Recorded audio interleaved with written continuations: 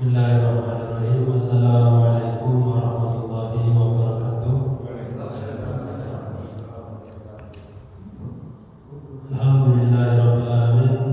Shalatu wassalamu ala sayyidina Muhammadin wa ala ali sayyidina Muhammad. Tawakkaltu 'ala Allah wa la haula wa la quwwata illa billah. Amma ba'du. Yang terhormat dan yang kami hormati segenap jajaran takmir Masjid Baitur Rahman yang kami hormati, juga segenap para jamaah yang telah hadir dan yang akan hadir, juga yang kami hormati segenap majelis dan segenap masyarakat Desa Marambelawang. Bismillahirrahmanirrahim. Selanjutnya akan kami mulai pembahasan lanjutan mengenai bab tentang sholat. Kalau bulan sebelumnya kami menjelaskan tentang udzur-udzur yang memperbolehkan untuk tidak melaksanakan sholat, sekarang akan dilanjut ke bab berikutnya, yakni yang menerangkan syaratnya sholat.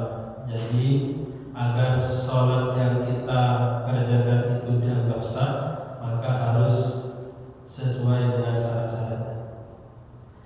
Bismillahirrahmanirrahim. Qala al-musannifu rahimahullah ta'ala wa nafa'ana bihi wa bi ulumihi fid dharain amin. Faslun syurutus sholati samaniyatun. Taharatul hadatsaini wa taharatu 'anil najasati fis thawbi wal badani wal makani. Wa satrul awrati wastiqbalul qiblati wa dukhulul waqti wal ilmu bi fardiyatiha wa an la ya'taqida fardhan min furudiha sunnatun wa jatinabul mubtilati. Bismillahirrahmanirrahim. Jadi syarat sahnya sholat itu ada 8. Dari ke-8 yang telah kami baca barusan, nanti akan dibahas secara singkat saja. Bismillahirrahmanirrahim. Syarat sholat yang pertama, syarat sahnya sholat yang pertama adalah taharatul hadatsaini, suci dari dua hadas. Suci dari dua hadas. Kaunul musolli tahiran minal hadatsaini al-asghari wal akbari. Adanya orang yang ingin melaksanakan sholat itu harus suci dari hadas kecil dan dari hadas besar. Seumpama kita sehabis buang air kecil, maka hendaknya ketika ingin melaksanakan sholat, hendaknya kita bersesuci terlebih dahulu, melaksanakan wudu, atau kalau nggak ada air bisa bertayamum dan lainnya. Atau hadasnya hadas besar, umpama kita janabah atau yang lainnya yang menyebabkan kita hadas besar, maka kita harus mensucikannya terlebih dahulu sebelum kita melaksanakan sholat. Jadi cara bersucinya tadi bisa bimakin autorobin, bisa dengan air. Kalau air tidak ada, bisa dengan pakai debu atau dengan istilah tayamum.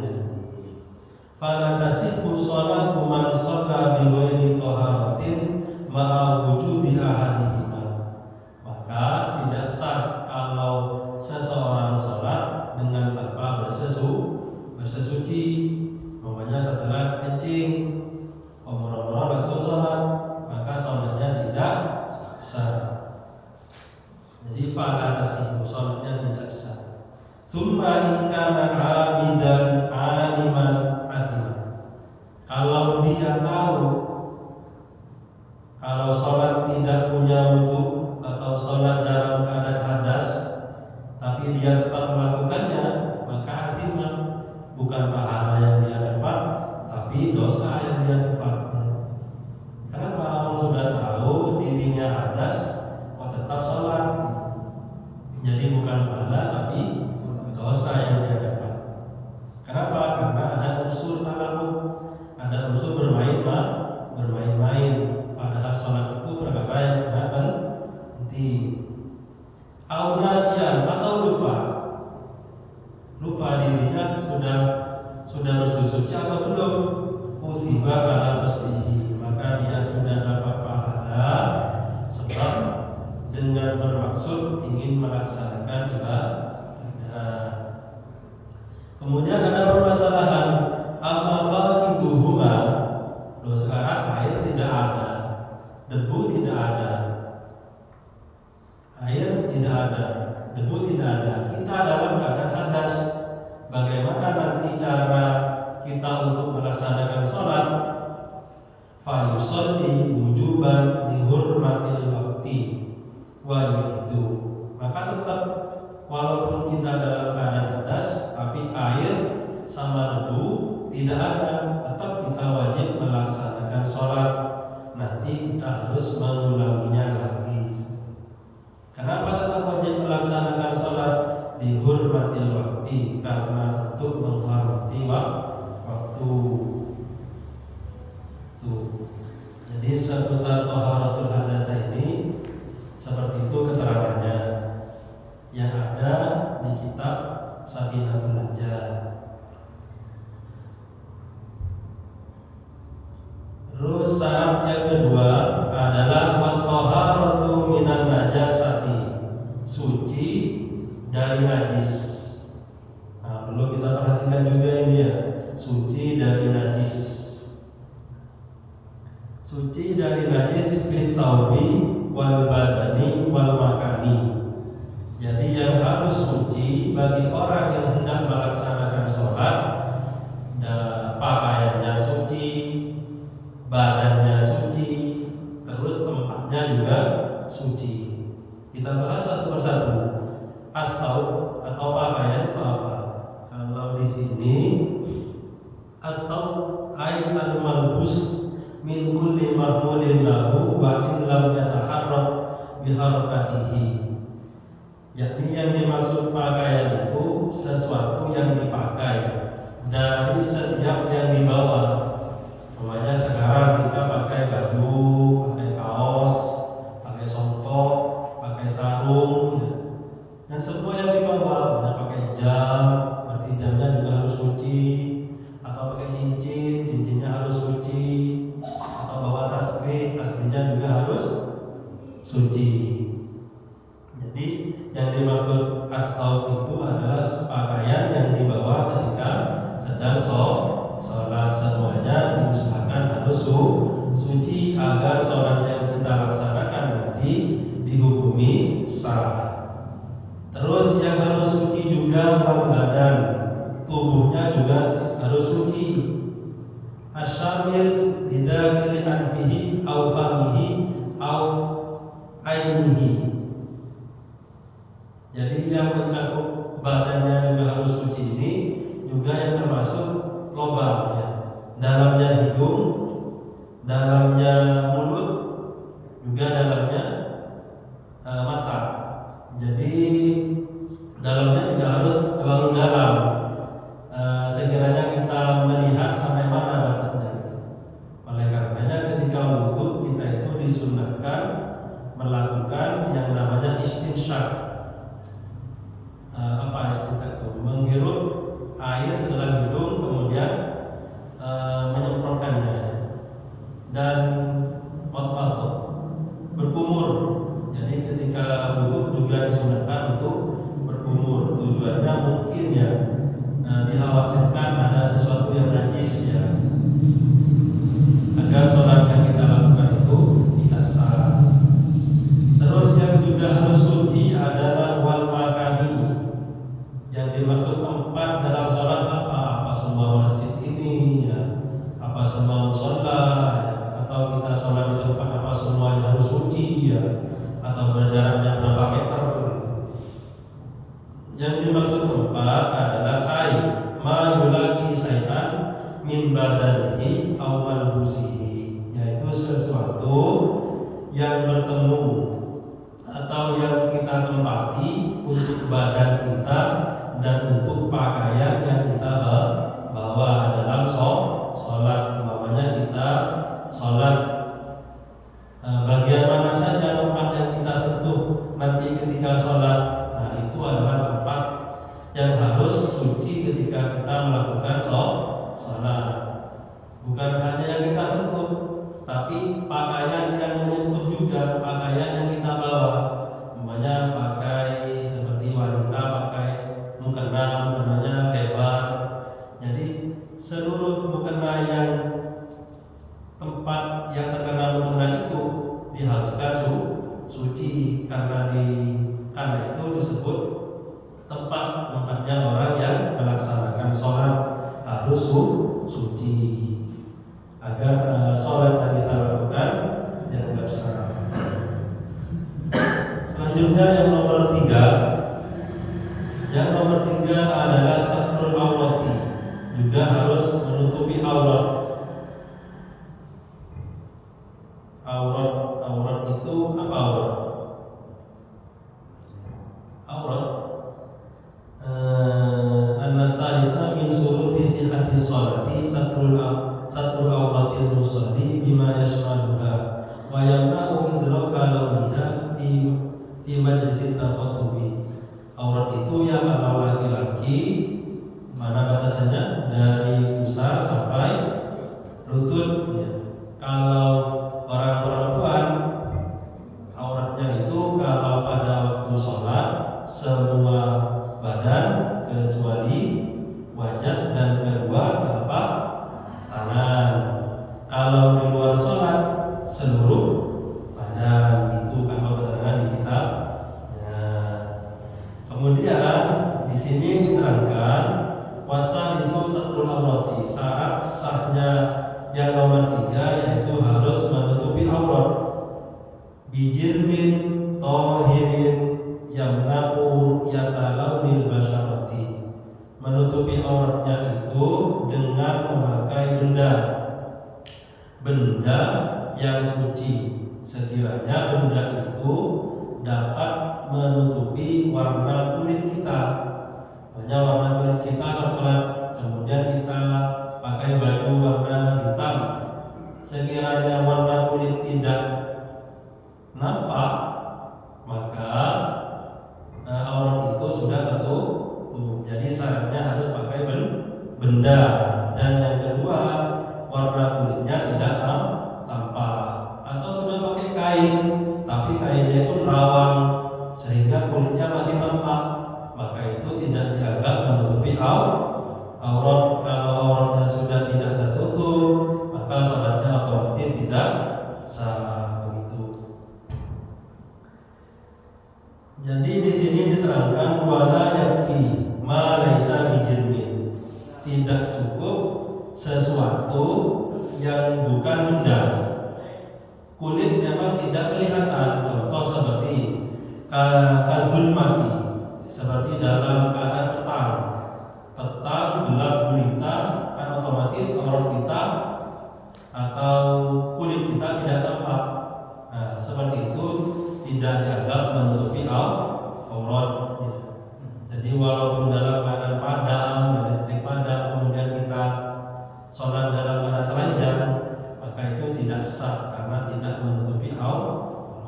Jadi menutupi auratnya harus pakai benda, dan bendanya suci, dan sekiranya kulitnya kita itu tidak tampak, tidak kelihatan oleh seseorang dengan pandangan yang normal ya, dilihat biasa itu.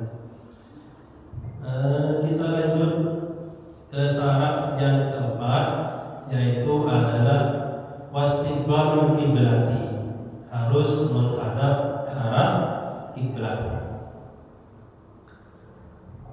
Wastiqbalul kiblati al-makna anna rabi'a min suruti sihhati sholati, bahwa yang keempat dari syarat sahnya sholat ayastaqbila al-musalli ainal ka'bati bi sadrihi. Jadi menghadapnya orang yang melaksanakan sholat itu harus dengan dadanya. Jadi yang lurus ke Ka'bah itu dadanya, yang harus lurus ke Ka'bah bisadrihi dengan dadanya. Fa in shalla fiha. Nah, sekarang ada permasalahan. Kalau seperti kita orang Indonesia, sholatnya itu menghadap ke arah kiblat. Kalau pakai arah itu arah barat, ya, agak condong ke utara. Ya. Kalau orang-orang yang berada di baratnya kota Mekah, maka otomatis menghadap ke arah timur, gitu kan ya. Sekarang ada permasalahan. Fa in shalla fiha, kalau sholat di dalam Ka'bah, siapa tahu ya kita semua nanti bisa ditakdirkan ya, bisa ke Mekah dan Madinah semua ya. Amin. Dan kita bisa sholat fiha ya, di dalam Ka'bah. Bukan main lagi dia, bukan sholat menghadap Ka'bah, tapi sholat di dalam Ka'bah. Maka bagaimana cara menghadapnya? Wajib alaihi istiqbalu sahisin min bina'iha. Maka wajib seseorang itu menghadap ke bangunannya Ka'bah. Namanya ini Ka'bah. Kita sholat di dalam Ka'bah, maka terserah. Yang penting kita sholat menghadap bangunannya Ka'bah, seperti itu. Syarat yang kelima. Syarat yang kelima di sini adalah wadhuhulul waqti.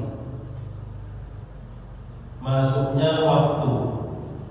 Jadi kalau sholat itu ya harus masuk pada waktunya. Sholat isya masuk pada waktu isya, sholat maghrib masuk waktu sholat maghrib. Kalau sholat tidak pada waktunya, maka sholatnya otomatis tidak sah. Itu wal khamisu dukhulul waqti. Ay ma'rifatu dukhulihi yaqinan aw dhannan bil ijtihadi. Jadi harus tahu waktunya.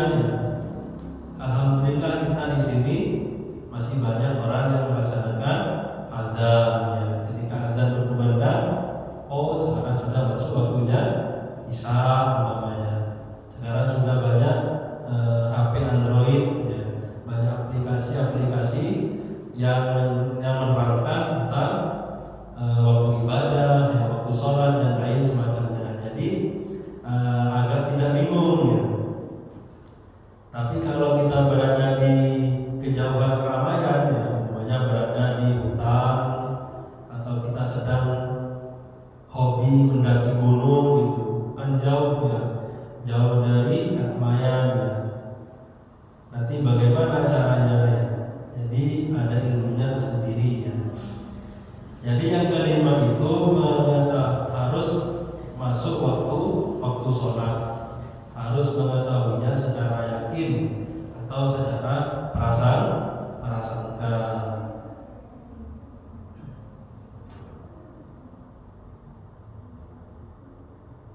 Yang selanjutnya yang nomor 6, wal ilmu bi fardiyatiha, mengetahui terhadap kefarduannya sholat. An-nasalisa min suruti sihhatis sholati al-mafrudati ilmul musalli bi kauniha fardhon. Tahunya musalli, tahunya orang yang ingin melaksanakan sholat, kalau sholat yang ia laksanakan adalah sholat fardu. Contoh semisal sholat maktubah seperti yang kita lakukan barusan, sholat isya fardu atau sunat. Oh kita yakin, oh ini fardu. Jadi kita harus tahu sholat yang kita lakukan ini fardu atau sunnah. Kalau kita ragu-ragu bagaimana? Fala tasihhu sholatu mutaraddidin fi fardiyatiha, maka tidak sah sholatnya orang yang bingung terhadap kefarduannya sholat. Namanya sholat isya, Allahu Akbar. Jadi dia bingung, ini sholat fardu apa sholat sunnah? Usolli sunnat al-isya'i apa sholli fardu isya'i ya. Jadi dia bingung, ini fardu atau sunnah ya.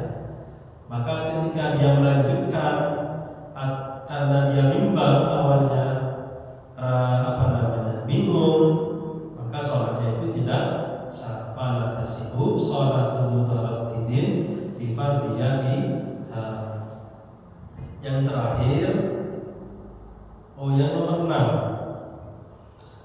Yang nomor 7 adalah wa alla ya'taqida fardhun min furudiha sunnatun. Tidak meyakini fardu di dalam sholat itu sunnah. Contohnya seperti Al-Fatihah.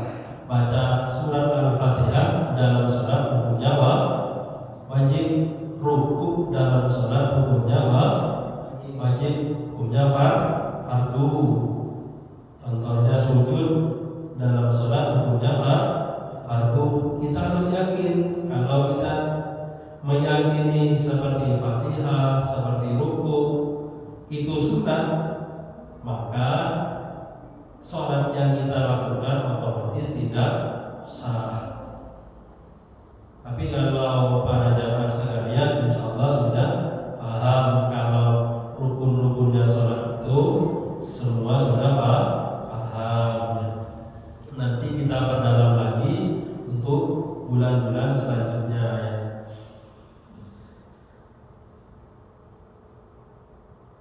Kemudian yang terakhir, syarat sahnya sholat yang terakhir adalah wajtinabul mubtilati, menjauhi segala sesuatu yang dapat membatalkan sholat.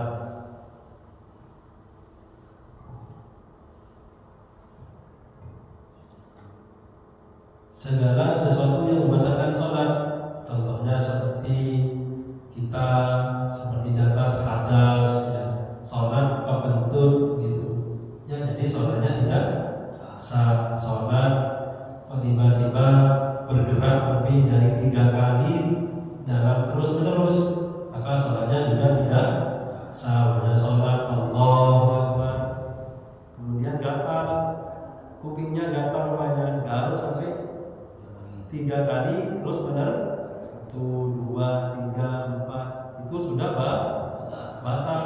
Jadi kalau lebih dari 3 kali sampai lebih itu hukumnya batal. Kalau batal gimana? Ya tetap digaruk, jangan sampai terus menerus 3 kali. 1, 2 berhenti dulu. Kalau batal tambah lagi 1, 2 gitu. Nanti turun.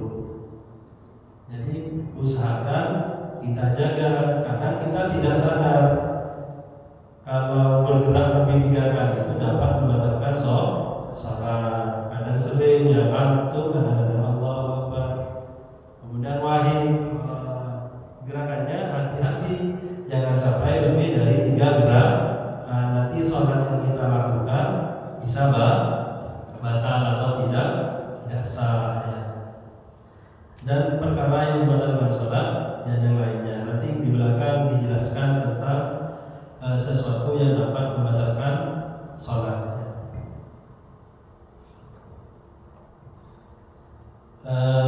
Mungkin hanya ini yang dapat kami sampaikan. Sebelumnya kami ulang lagi. Jadi syarat sahnya sholat itu ada 8. 1, harus suci, baik hadas kecil atau hadas besar. 2, harus suci dari najis, pakaiannya suci, badannya suci, tempatnya juga suci. Yang ketiga, menutupi aurat. Yang keempat, menghadap ke arah kiblat. Kemudian yang kelima, harus masuk pada waktunya. Yang keenam, mengetahui fardunya sholat. Yang ketujuh, tidak meyakini fardunya sholat sebagai sunnah. Yang kedelapan, menjauhi sesuatu yang membatalkan wudu. Mungkin ini yang dapat kami sampaikan. Kurang lebihnya kami mohon maaf kalau ada penyampaian yang kurang pas atau bagaimana. Kemudian jika ada pertanyaan dari para jamaah sekalian, kalau nanti bisa kami jawab, kami jawab. Kalau tidak, nanti kami carikan jawabannya. Ustaz. Kalau misalnya katanya kami tidak boleh lebih dari 3 kali bergerak pergerakan itu ya. Tapi kalau waktu sholat itu misalnya kita ini wayan atau wahing, asing itu kan otomatis tangan ini berubah atau dan itu kan di luar kemampuan kita. Kalau lebih dari 3 kali misalnya wayang tutup ini gimana? Kalau wahing misalnya lebih dari 3 kali, sedangkan itu refleks dengan sendirinya, bukan dengan disengaja, dengan sendirinya. Ada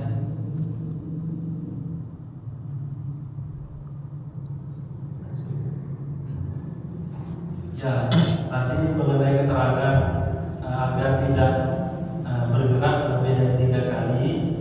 Umpama contoh tadi kita apa namanya wahid ya asiman gitu. Celomopan. Tahu. Ya, kan termasuk ada pergerakan itu sudah. Ya, gerakannya itu digerak begini. Paham kami dulu ketika teman kami menjelaskan, ketika kita sedang sholat, kemudian kita bergerak begini. Nah, ini masih dianggap belum satu. Namanya kita wahing.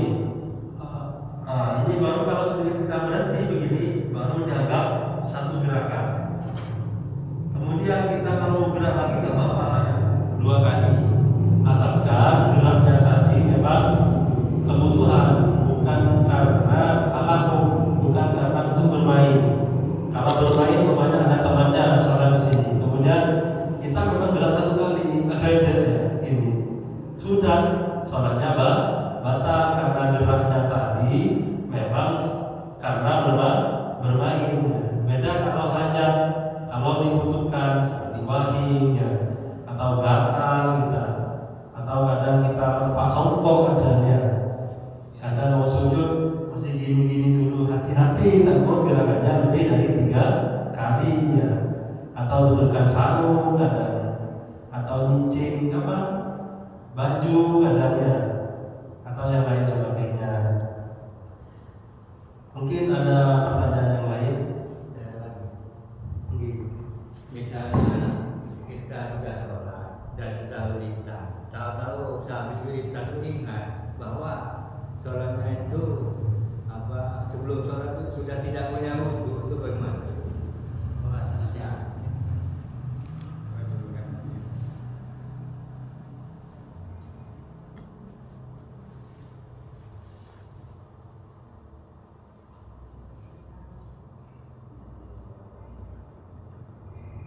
Kemudian pertanyaannya juga tadi syarat sahnya sholat juga harus suci dari hadas, baik hadas kecil atau hadas besar. Ini sholat. Kemudian setelah selesai sholat dia ingat kalau dirinya tidak punya wudu. Bagaimana hukumnya seperti itu ya? Di sini ada keterangan aunasian. Atau lupa dia melaksanakan sholat setelah selesai sholat, kemudian dia ingat saya belum punya wudu. Tadi setelah mau berangkat ke masjid saya kentut di jalan ya. Umpama seperti itu, maka mutiba ala qasdihi, maka tetap dapat pahala karena telah mengerjakannya. Kemudian kami menemukan keterangan lagi ya. Ini walau nasiyan lam tasihal taharatul hadatsaini ay inda qudratihi falau shalla biduniha walau nasiyan lam tasihha sholatuhu, maka sholatnya tidak sah. Tetap sholatnya kita kerjakan tadi tidak sah, tapi kita dapat pahala karena kita sudah ada maksud untuk melaksanakan ibadah. Wa fi surati nisyani yusabu ala qasdihi duna fi'lihi. Kemudian terus ke bawah ini. Jadi tetap kalau kita ingat maka mengulangi sholatnya, kecuali kita tidak ingat. Kalau sudah tidak ingat, ya sudah tidak punya kewajiban mengqadai sholatnya sesuai keterangan sebelumnya. Dari sholat, udur-udurnya sholat itu satu adalah apa? Satu adalah lupa. Memang lupa, bukan keterangannya lupa ya. Ada sholat yang pertama adalah an-naumu, yang pertama tidur, yang kedua lupa ya. Kalau lupa ya termasuk udurnya sholat. Bahkan pernah kami baca keterangan itu, sholat dalam keadaan hadas ya. Sholat lupa, setelah selesai sholat baru ingat kalau dirinya itu tidak punya wudu ya. Tetap dia dapat pahala karena sudah punya maksud mengerjakan ibadah, tapi dia sholatnya tidak sah. Kalau tidak sah, maka otomatis harus mengqadai sholatnya. Seperti itu. Mungkin ada lagi yang masuk gerakan itu yang ada beberapa pertanyaan. Gerakan apa gerakan yang besar atau yang kecil? Misalnya seperti salat tasbih, katakan tangan bergerak sedikit-sedikit, apa termasuk gerakan yang membatalkan sholat? Yang kedua, pertanyaan saya, ketika kita dalam keadaan sakit, tidak bisa mendatangkan air atau tidak bisa pakai debu. Misalnya ada di atas rumah sakit. Wes, pokoknya ada dua orang pendek, sedangkan sholat itu tidak. Bagaimana cara mengerjakannya?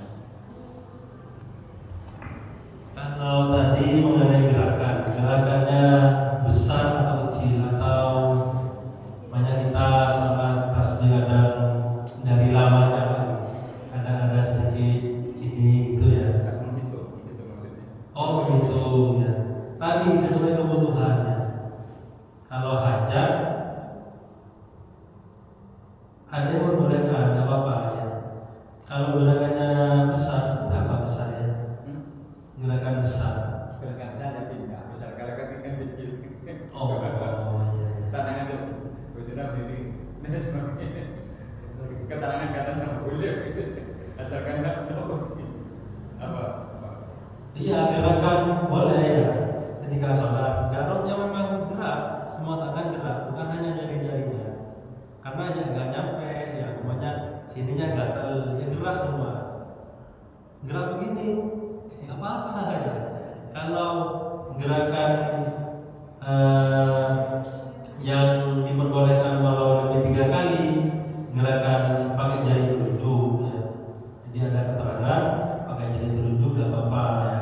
Karena ketika jari telunjuk ini diangkat atau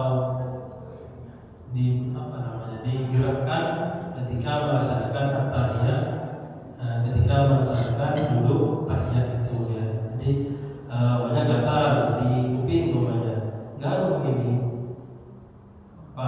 Kalau mau pakai semua jari-jari, usahakan jangan lebih dari 3 gerakan.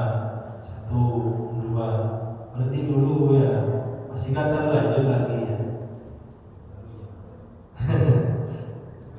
Kemudian pertanyaan yang kedua tadi ya, masuk ke tadi ya, apa faqiduhuma, umpamanya sakit dari dokter, umpamanya tidak boleh anjuran pakai air atau pakai debu ya, begitu Pak ya. Atau memang nggak bisa? Atau memang tidak bisa ya. Ya keterangannya amma faqiduhuma, orang yang tidak ada debu dan air. Contoh semisal juga bisa seperti orang sakit, atau bisa kita itu diikat umpamanya, diikat oleh perampok di hutan, kemudian diikat di pohon, nggak bisa gerak ya.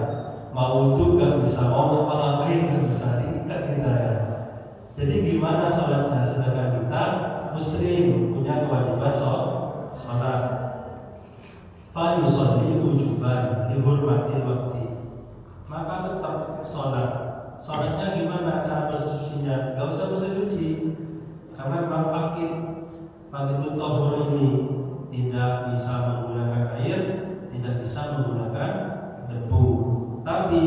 wa itu, dan sholatnya harus diulangi lagi. Ketika nanti kita bisa menggunakan air atau bisa menggunakan debu, maka sholatnya diulangi seperti itu.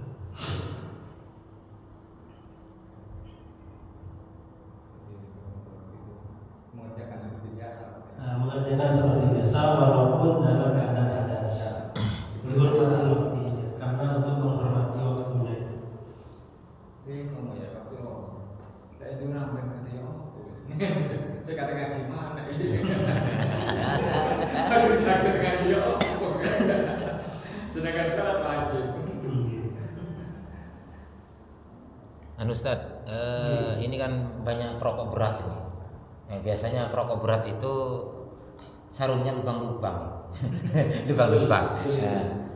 Apakah ini bisa membatalkan sholat? Kalau seperti itu dilihat dari tadi syaratnya menutupi aurat. Jadi syaratnya menutupi aurat, satu yang dengan mijilmin harus pakai benda, sarung termasuk sudah, suci tohirin termasuk sudah. Nah, yang perlu kita perhatikan yang aku ru'yata launil basyarati, warna kulitnya tanpa apa tidak. Kalau kita pakai sarung kemudian banyak lubangnya, sekiranya kita berhadapan seperti ini. Kalau tempatnya ini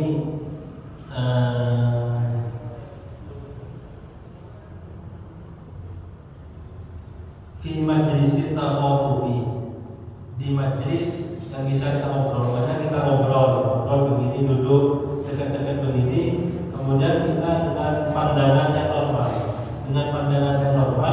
bisa nggak melihat lubang-lubang itu, kulitnya kelihatan nggak ketika kita duduk bersama begini. Kalau sekiranya kulit kita itu tampak dari lubang-lubang yang terkena rokok itu, ya otomatis tidak menutupi aurat itu ditutupi dengan benda yang suci, yang bisa mencegah, yang bisa warna kulit tidak terlihat. Kalau seumpamanya terlihat, dia tidak termasuk memenuhi syarat menutupi aurat. Kalau tidak memenuhi syarat, otomatis tidak sah sholatnya. Begitu seperti keterangan di sini. Ustaz terangkan, soalnya mungkin bingung teman-teman saat pengajian ini, aurat laki-laki itu dijelaskan. Ditakutkan lubang rokok itu hanya di sini, umpamanya di sini, di sini itu. Jelaskan Ustaz, biar tidak bingung. Masuk bab selanjutnya. Iya.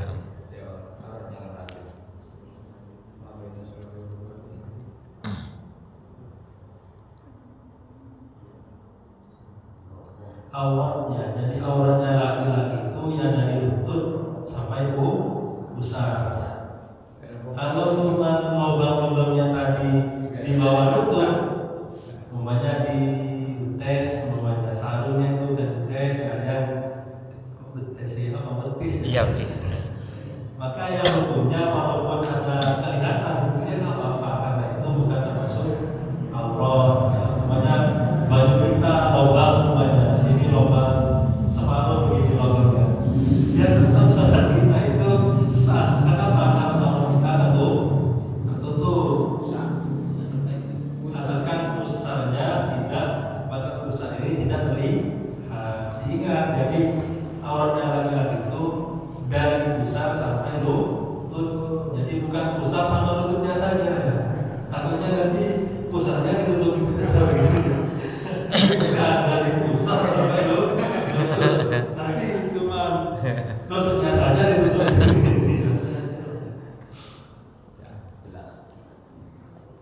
Walaupun sholat nggak ada lagi ya, seperti kadang ketika kami dulu ke sawah, lihat orang yang panen padi itu sholat alasnya pakai daun pisang, cuma pakai sarung gitu.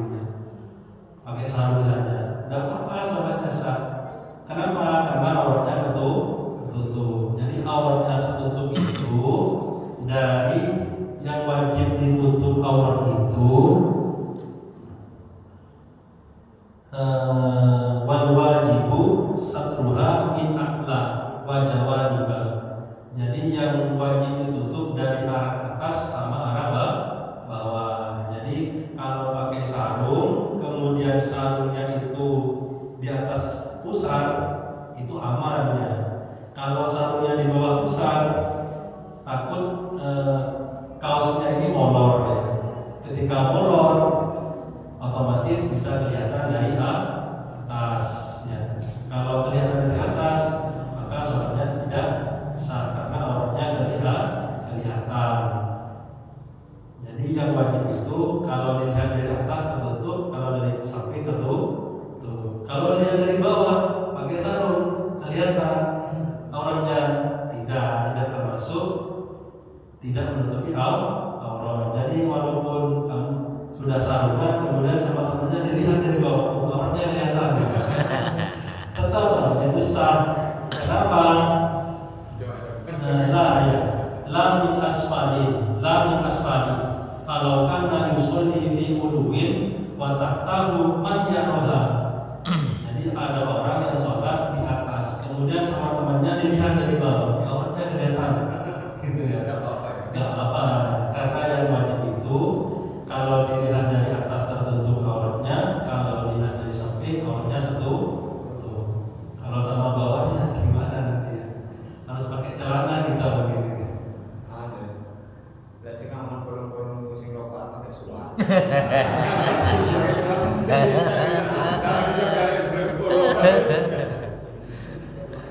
Mungkin ada lagi. Biasanya kan kalau di kota-kota itu kan sholat Idul Fitri kan di lapangan pasti memakai sejadah. Nah, ini kan mungkin ada kasus seumpamanya ada bola, jadi sejadah kan ada bolanya itu nyeler, terus ketemunya nanti setelah sholat tapi ujungnya itu menyentuh barang najis, kotoran. Nah, kita sholat, ya apakah itu termasuk batal apa enggak sholatnya? Berarti jauh sih. Jauh. Ini anggap saya sholat ini sejadah saya tapi bolanya itu nyeler ke sana. Ujung bolanya itu menyentuh kotoran, anggap kotoran sapi dan sebagainya. Barang najis ya. Apakah makan saya ini, maksudnya tempat saya ini, apakah itu terkena najis atau bagaimana?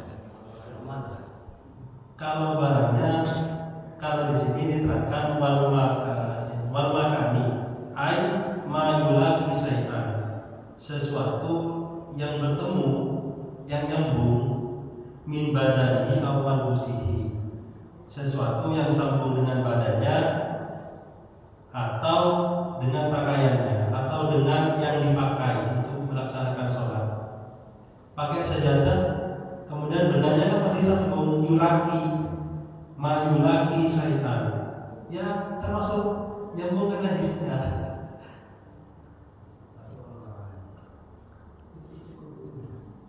Kalau lihat dari wal makani ini,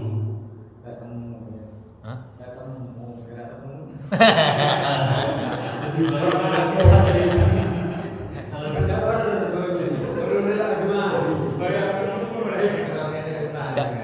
fikih itu harus berkembang.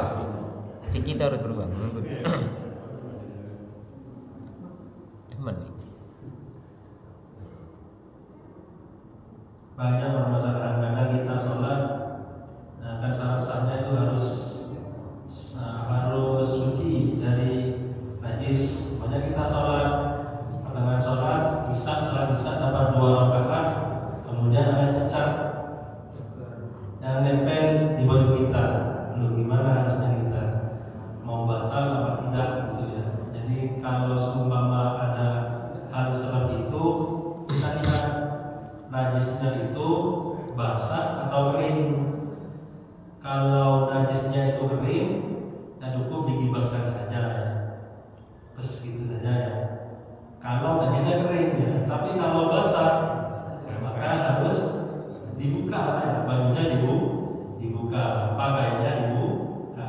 Tapi dilihat dulu pakaiannya yang terkena sebelah mana. Kalau seumpama pakaian itu dibuka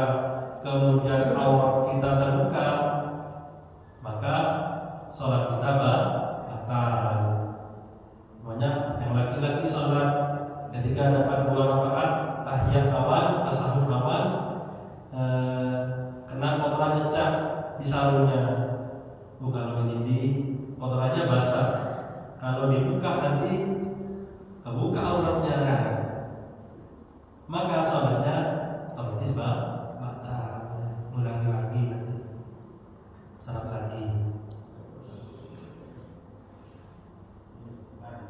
Ada lagi? Mungkin juga perlu dijelaskan kan banyak biasanya ini di bulan puasa Ustaz. Habis makan mungkin siliten ketika sudah Allahu Akbar untukmu silit ini bisa dimakan. Apakah itu membatalkan sholat? Sesuatu yang membatalkan salat ini. Iya. Masih belum belajar. Oh, belum ya? Ada di belakang setelah mubtilat sholatnya. Kan di antara sesuatu yang membatalkan sholat juga ada makan dan minum ya. Sholat kok sambil bawa stereo ya, enak sholatnya. Sholat kok sambil makan gimana ya? Jadi kalau sholat tadi seperti sekitar ya, ada sisa-sisa makanan di gigi, kemudian sholat kok lepas ini mau dikeluarkan, mau ditelan dalam badan sholat, kalau ditelan nanti batal ya. Kalau seperti itu tidak boleh ditelan, nanti sholatnya itu batal karena termasuk dalam makan dan minum, kecuali air ludah. Kalau air ludah ini memang dari tubuh kita ya, kadang-kadang kita telan ya, dikit gitu. Kecuali air ludahnya itu sudah keluar dari mulut kita di wadah gelas semuanya, kamu minum ya batal ya. Jadi kalau ada rasa terio katanya. Terio. Dan kan sebelum sholat kita minum misalnya. Terio kopi, setelah itu kodam takbir. Setelah takbir ada rasa kopi, ada STMJ. itu termasuk membatalkan. Kalau pertanyaan itu nanti kita lanjutkan di topnya. Sambil saya mendalami, kemudian saya jadi hati-hati juga saya ini. Ya, Ustaz. Oh, ada lagi Tat. Saya lihat itu banyak itu ya. Ketika Assalamualaikum warahmatullahi wabarakatuh. Itu kadang-kadang dadanya itu ikut tidak menghadap kiblat lagi. Assalamualaikum warahmatullahi wabarakatuh. Assalamualaikum warahmatullahi wabarakatuh. Jadi dadanya tidak menghadap kiblat lagi, tapi sudah berubah arah. Itu bagaimana? Kalau nggak menghadap kiblat, salatnya tidak sah. Tapi salam yang wajib itu salam yang pertama. Jadi yang pertama itu salam yang wajib. Usahakan ketika salam yang boleh itu hanya kepalanya, jangan sama badannya, karena badannya nanti bisa tidak menghadap ke arah kiblat. Namanya salam assalamualaikum. Jadi cukup wajahnya saja, jangan sampai badannya. Nanti sama kertas apa ya? Assalamualaikum. Keenakan.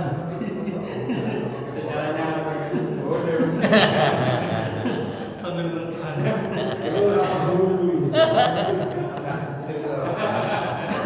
Padahal sepeda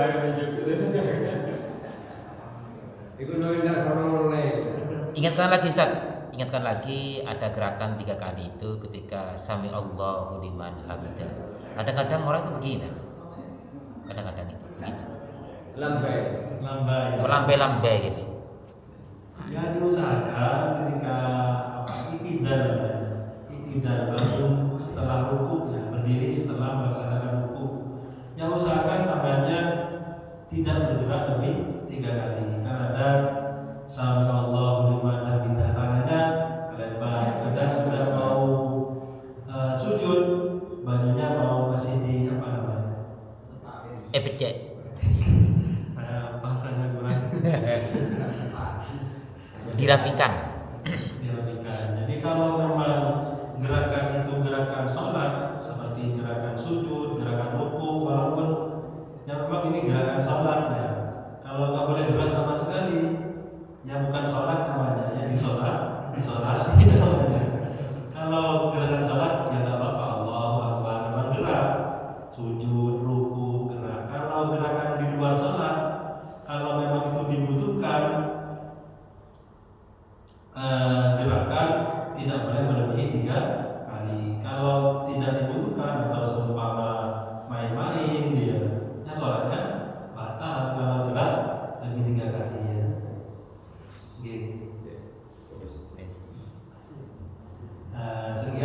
dapat kami sampaikan.